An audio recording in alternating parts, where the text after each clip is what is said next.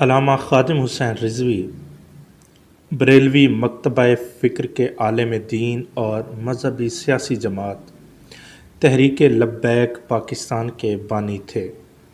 سیاست میں آنے سے قبل علامہ خادم حسین رضوی لاہور میں محکمہ اوقاف کی مسجد میں خطیب تھے۔ ممتاز قادری کی سزا پر عمل درآمد کے بعد انہوں نے کھل کر حکومت وقت پر تنقید کی، جس کی وجہ سے محکمہ اوقاف نے ان کو فارغ کر دیا۔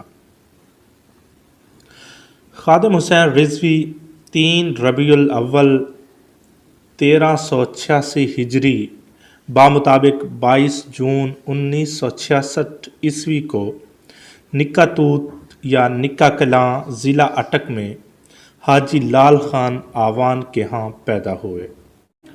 خادم حسین رضوی نے ابتدائی تعلیم 4 کلاس تک اپنے گاؤں نکا کلاں کے اسکول سے حاصل کی۔ اس کے بعد دینی تعلیم کے لیے ضلع جہلم چلے گئے۔ اس وقت ان کی عمر بمشکل 8 سال ہی تھی اور یہ 1974 کی بات ہے۔ جب خادم حسین اکیلے جہلم پہنچے تو اس وقت تحریک ختم نبوت اپنے عروج پر تھی اور اس کی وجہ سے جلسے جلوس اور پکڑ دھکڑ کا عمل چل رہا تھا۔ جہلم میں علامہ صاحب کے گاؤں کے استاد حافظ غلام محمد موجود تھے، جنہوں نے انہیں جامعہ غوثیہ اشاعت العلوم عیدگاہ لے گئے۔ یہ مدرسہ قاضی غلام محمود کا تھا، جو پیر مہر علی شاہ کے خاص مرید تھے۔ وہ خود خطیب و امام تھے، اس لیے مدرسہ کے منتظم ان کے بیٹے قاضی حبیب الرحمن تھے۔ مدرسہ میں حفظ قرآن مجید کے لیے استاد قاری غلام یاسین تھے، جن کا تعلق ضلع گجرات سے تھا اور وہ آنکھوں کی بینائی سے محروم تھے۔ خادم حسین نے قرآن مجید کے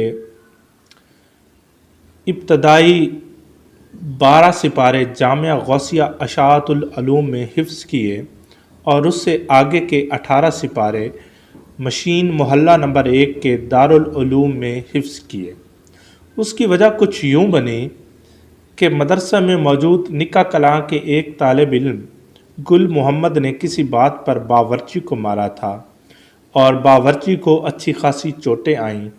اس وجہ سے گل محمد کو مدرسہ سے نکال دیا گیا، جس کی وجہ سے نکا کلاں کے استاد حافظ غلام محمد نے اپنے لائے تمام طلباء، جن کی تعداد 21 تھی، نکال کر مشین محلہ نمبر 1 پر واقع دارالعلوم میں داخلہ دلا دیا، جن میں خادم حسین بھی شامل تھے۔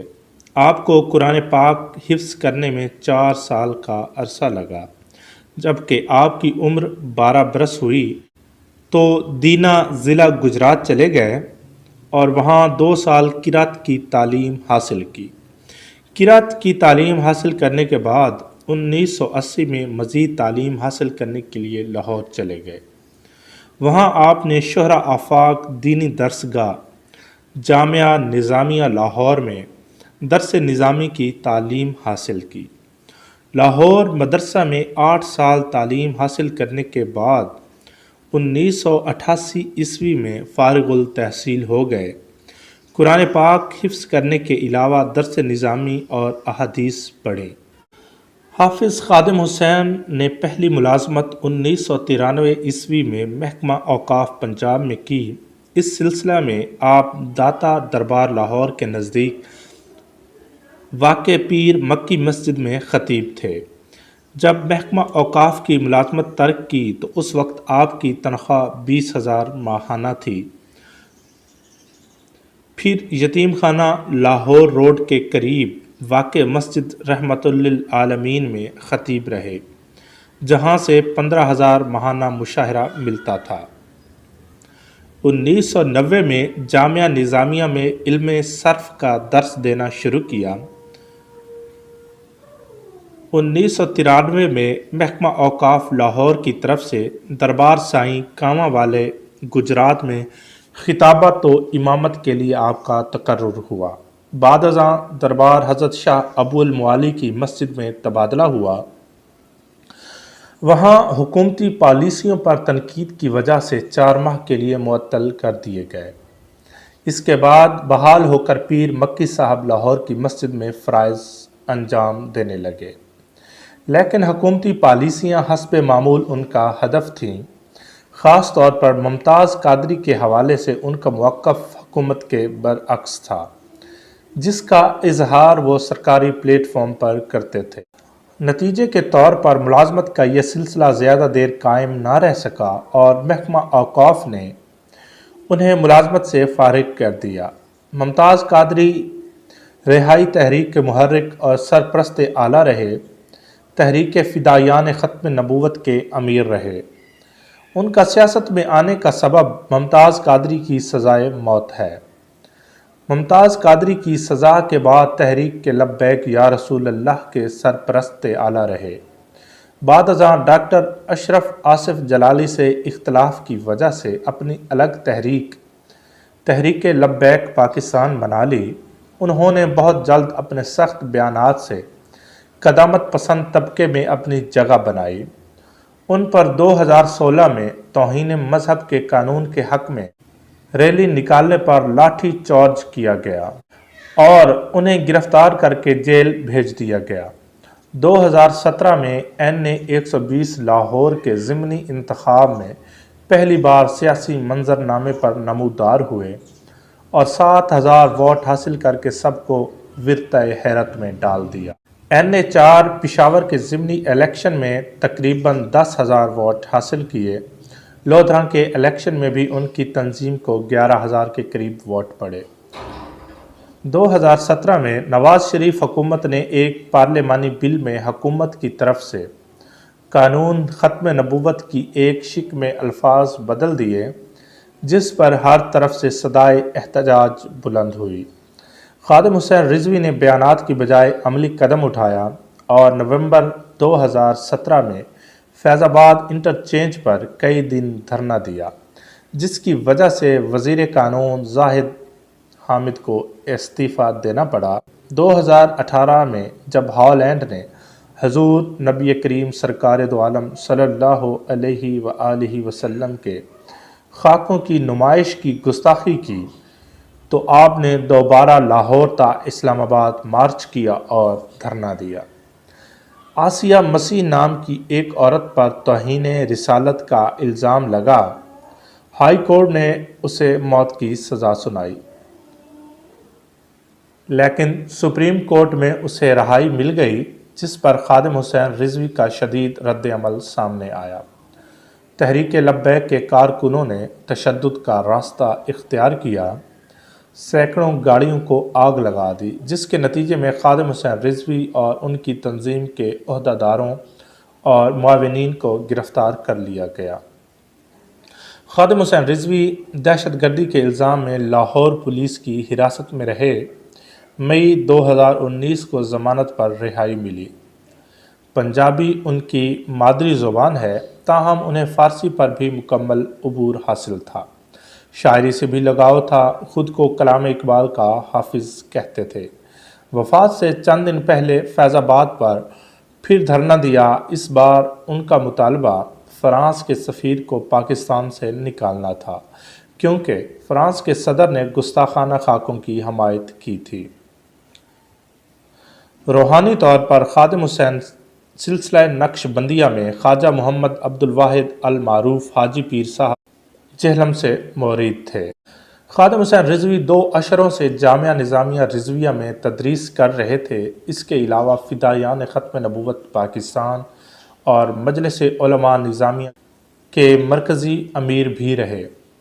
دارالعلوم انجمن نعمانیہ سمیت کئی مدارس، تنظیمات اور اداروں کے سرپرست و نگران رہے۔ 2009 میں پیش آنے والے ایک حادثے میں وہ معذور ہو گئے اور ویل چیئر تک محدود ہو گئے۔ 19 نومبر 2020 بروز جمعرات باوجہ علالت بعمر 54 سال لاہور میں وفات پائی۔ 21 نومبر 2020 بروز ہفتہ کو صبح 10 بجے نماز جنازہ گراؤنڈ مینار پاکستان میں ادا کی گئی، جس میں دنیا کے کئی ممالک سے لاکھوں مسلمانوں نے شرکت کی۔ ایک اندازے کے مطابق پاکستان کی تاریخ کا سب سے بڑا جنازہ قرار پایا۔ جنازہ صاحبزادے سعد حسین رضوی نے پڑھایا۔ لاہور کی مسجد رحمت للعالمین سے ملحق مدرسہ ابو ذر غفاری میں سپرد خاک ہوئے۔ خادم حسین رضوی کی وفات کے بعد ان کی جماعت کی 18 رکنی شورا نے ان کے بیٹے سعد حسین رضوی کو تحریک لبیک کا نیا سربراہ مقرر کیا، جس کا اعلان جماعت کے مرکزی نائب امیر سید ظہیر الحسن شاہ نے جنازہ کے موقع پر کیا۔ تحریک لبیک پاکستان کے مرحوم سربراہ مولانا خادم حسین رضوی کی رسم چہلم اور قرآن خوانی لاہور میں ان کی مسجد جامعہ رحمت للعالمین کے مقام پر ادا کی گئی، جس میں ملک بھر سے جید علماء کرام، مشائخ اعظام اور کارکنان نے کثیر تعداد میں شرکت کی۔ مرحوم سربراہ خادم حسین رضوی کی روح کے ایصال ثواب کے لیے قرآن خوانی اور درود و سلام کے ہدیے بھی پیش کیے گئے۔ شہزادہ غوث اعظم ملک شام سے پاکستان تشریف لائے اور خصوصی شرکت کی۔ ایٹمی سائنسدان ڈاکٹر عبدالقدیر خان نے کارکنوں سے ٹیلی فونک خطاب بھی کیا۔ تحریک لبیک پاکستان کے سربراہ سعد بن خادم حسین رضوی نے کہا، اپنے والد کا مشن ہر صورت آگے بڑھاؤں گا۔ ناموس رسالت کی ایک جنگ چھڑ چکی ہے، اگر کسی کو غلط فہمی ہے تو وہ پھر دور کر لے۔ ان خیالات کا اظہار انہوں نے اپنے والد قائد تحریک لبیک پاکستان خادم حسین رضوی مرحوم کے چہلم کے موقع پر خطاب کرتے ہوئے کیا۔ چہلم میں علامہ حافظ عبدالستار سعیدی، سید ظہیر الحسن شاہ بخاری، غلام غوث بغدادی، علامہ مفتی رضی حسینی، ڈاکٹر محمد شفیق امینی، علامہ غلام عباس فیضی، علامہ مفتی رضی حسینی، سید عنایت الحق شاہ، علامہ فاروق الحسن، اولیاء مقبول جان، علامہ مفتی وزیر رضوی سمیت ملک بھر سے جید علماء کرام نے شرکت و خطاب کیا۔ چہلم میں شام سے نور الدین زنگی کے مزار شریف سے آئے مہمان مولانا عبدالعزیز نے سعد رضوی کو مزار شریف کی چادر پہنائی۔ انہوں نے کہا کہ اہل شام آپ کے ہاتھ پر بیعت کرتے ہیں۔ ختم چہلم سے خطاب کرتے ہوئے علامہ خادم حسین رضوی کے استاد حافظ عبدالستار سعیدی نے کہا کہ عالم کا دنیا سے چلے جانا سارے جہاں کی موت ہے۔ آج تک کے لیے اتنا ہی، اجازت چاہیں گے۔ اللہ حافظ۔